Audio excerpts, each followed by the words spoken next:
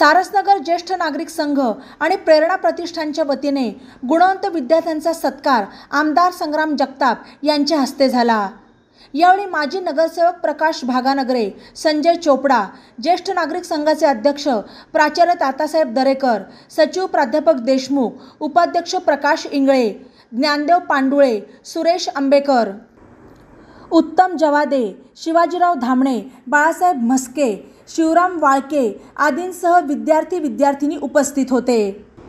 विद्यार्थ्यांनी ज्येष्ठांच्या अनुभवाची शिदोरी अंगीकारून जीवनाची यशस्वी वाटचाल करावी, तसेच ज्येष्ठांनी देखील आपल्या जीवनामध्ये आलेल्या अनुभवाचा उपयोग आजच्या युवा पिढीला द्यावा, असे यावेळी बोलताना आमदार संग्राम जगताप म्हणाले।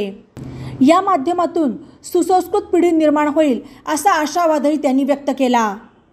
तसेच सारसनगर ज्येष्ठ नागरिक संघ वर्षभर विविध सामाजिक कार्यक्रम राबवत विद्यार्थ्यांच्या पाठीवर शाबासकीची थाप देण्याचे काम करत असतात।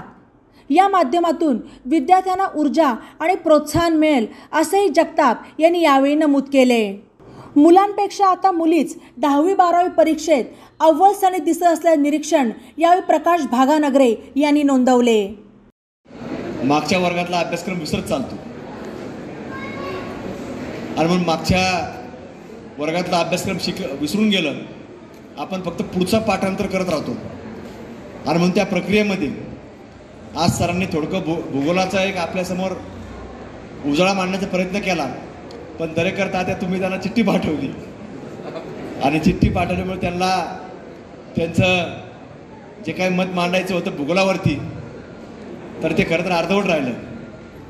पण खरं तर जी.के. पाटील साहेब तुम्ही एक चांगला प्रयत्न केला की विद्यार्थ्यांना 4-2 खरं तर जुने प्रश्न विचारायला पाहिजे होते, कारण की विद्यार्थ्यांचं आम्ही पाहतो की बऱ्याच वेळा ते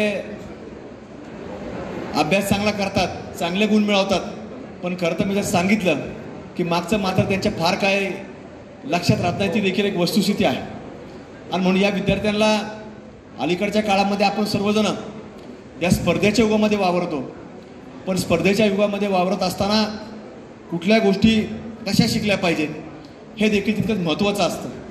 बऱ्याच वेळेला आता ही आपली पुढची पिढी ही फार फास्ट झाली आपण म्हणत असतो सारखं, पण त्या घाई गडबडीमध्ये बऱ्याच वेळेला आपल्याकडून बऱ्याच गोष्टी ह्या देखील राहून जात असतात। आणि म्हणून ह्या सगळ्यांच्या बाबतीमध्ये जर विचार करायचं म्हटलं तर आपल्याला कुठेतरी सातत्यानं आपण किती जरी चांगले गुण मिळवले, किती जरी आपण चांगल्या पद्धतीने आपण कुठं ना कुठं स्थिर सावर झालो, तरी आपल्याला वडीलधाऱ्या मंडळींचं मार्गदर्शन हे सातत्याने गरजेचं असतं। आणि म्हणून कुठंतरी आज आपले आईवडील आणि शिक्षक वर्ग हे या समाज व्यवस्थेमध्ये फार महत्त्वाचा एक वाटा या सगळ्या मंडळींचा असतो, म्हणून त्यांचं एक सातत्यानं आपल्यावरती लक्ष आणि मार्गदर्शन असणं गरजेचं असतं। आणि म्हणून आज हा ज्येष्ठ नागरिक संघ हा कार्यक्रम आयोजित करून तो सातत्याने आपल्याला ती जाणीव करून देत असतो। खरं तर अनेक आपल्याकडं ज्या शाळेमध्ये आपण असतो तिथं आपला सन्मान होतो, ज्या क्लासेसमध्ये आपण जातो तिथं आपला सन्मान होतो, पण ज्येष्ठ नागरिक संघाचा उद्देश एवढं साहेब आपला काहीच नाही की फक्त आणि फक्त या मुलांचा सन्मान सोहळा हा झाला पाहिजे। कारण की ज्या वेळेला आपल्या सारसनगर परिसरामधला हा विद्यार्थी दशकामधला हा ज्यावेळेला ही पिढी पुढे येते तर त्या पिढीला कुठेतरी पुढच्या काळामध्ये प्रोत्साहन देण्याकरता त्यांना मार्गदर्शन म्हणून त्यांच्या पाठीवरती, जसं आताच मगर साहेब सांगत होते की आपण स्वतःच्या पाठीवरती ताप कधी मारून घेऊ शकत नाही, ती देखील वस्तुस्थिती आहे। आणि म्हणून आज तुमच्या पाठीवरती कौतुकाची थाप मारण्याचा कार्यक्रम या ज्येष्ठ नागरिक संघाच्या पुढाकारातनं आज या ठिकाणी संपन्न होतो।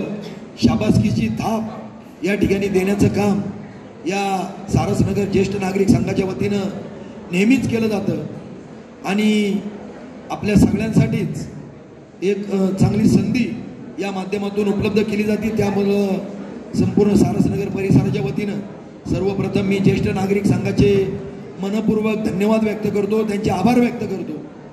आता या ठिकाणी सर्व या आपल्या ज्येष्ठ नागरिक संघामध्ये बरेचशी ज्येष्ठ तज्ज्ञ शिक्षक मंडळी आहे, त्याच्यामुळं आपण आपल्या जीवनाचं करिअर घडवत असताना B.K. पाटील असतील किंवा बाकीची सर्वच मंडळी, मगर सर असतील, दरेकर तात्या असतील, देशमुख सर असतील, म्हस्के सर असतील, खूप मोठ्या प्रमाणात या आपल्या ज्येष्ठ नागरिक संघामध्ये शिक्षक मंडळी आहे की त्यांच्या हातून अनेक विद्यार्थी घडलेत आणि विद्यार्थी घडत असताना अत्यंत मोठमोठ्या पदावर त्यांच्या हातून जे विद्यार्थी तयार होऊन गेले ते मोठमोठ्या पदावर सध्या कार्यरत आहे. आणि म्हणून ही सगळी या ठिकाणी मार्गदर्शन करणारी मंडळी आहे. त्याच्यामुळं मी काही जास्त याच्यात अजून काही वेगळं सांगणार नाही. फक्त आपल्याला या निमित्तानं आपण सगळे सारसनगर परिवारातील मंडळी आहोत, आपण संग्राम भैयांच्या कुटुंबातील मंडळी आहोत, एक परिवारातील मंडळी आहोत. आणि म्हणून आपल्याला या ठिकाणी या निमित्तानं आपल्या सगळ्यांना एक थोडक्यात आव्हान करणार आहे की आपण जर पाहिलं असेल सारसनगर परिसर असेल, सारसनगर परिसराबरोबरच संपूर्ण नगर शहरात असेल जो काही मोठ्या प्रमाणात विकास कामांचा धडाका चालू आहे, तर त्याचं जर सगळं श्रेय कोणाला जात असेल तर ते आमदार संग्राम भैया जगतापांना जात आहे.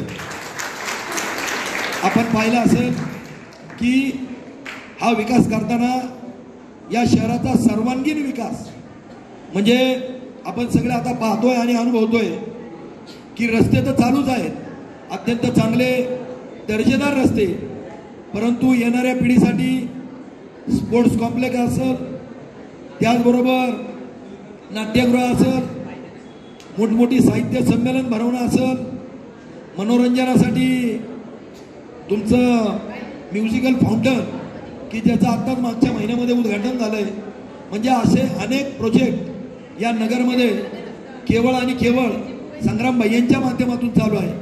म्हणजे आम्ही नगरसेवक म्हणून जी आत्ता काही कामं चालू आहेत आपल्या परिसरामध्ये, नगरसेवक म्हणून पुढच्या 10 वर्षात देखील ही कामं होऊ शकत नाही.